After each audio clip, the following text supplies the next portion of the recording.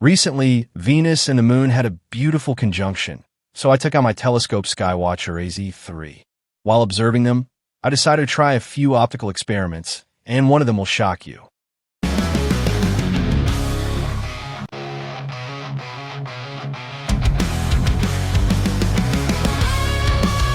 So what I did first was to aim towards the moon to fix the focus of a lens. My initial goal was to capture a high-quality image of Venus. However, because of its extreme brightness, I struggle a lot. Therefore, I decided to set an experiment testing different filters and camera settings to see how they would affect the final image. But what really happens when we use filters? If we don't place a filter in our telescope, our lens receives all frequencies of visual light of the electromagnetic spectrum. But if we place in a filter, for example a green one, it will cut off all the other colors and green will dominate. A rational question is what happens when we place two filters in together. Then, the light we get comes from the spectrum in between the two colors.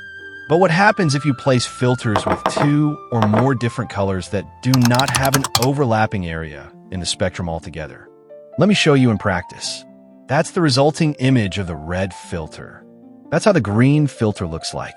And that's the image that the blue filter returns. Now suppose we place all these filters on the same image simultaneously. Then everything goes black. This happens because red, green, and blue do not have an overlap area in the electromagnetic spectrum. Consequently, light doesn't pass the filters. So if you want to check if your filters work perfectly, place several filters without overlap in the spectrum. If the image turns black, they pass the test. If not, you should replace them. During my observation, I took several photos of the moon with an ISO around 800. Even though I captured some high-quality images with great detail in the craters, the problem I faced was that my photos started to blur at some point due to high luminosity. So I used filters again, this time to partially cut off light. They obviously improved the quality of the image a little bit. However, when I placed too many filters with overlap in the spectrum in together, the image became even more blurred. That happened because there were cut-off rays of light that carried crucial information about the image. Suppose that's an original photo of the moon without any filters. If I place too many filters in my lens, the result will look like this.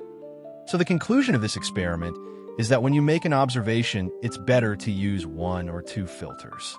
If you use one filter, it should have a light color, as the dark ones affect the original image a lot. If you use two filters instead, they should have an overlap area in the spectrum. For example, a good combination is green with blue or green with yellow. In contrast, green with red should return almost black image, as there are many other colors between them in the electromagnetic spectrum. Finally, after combining photos of Venus taken using many different filters, I got an image with adequately fixed shape with less chromatic aberration than before.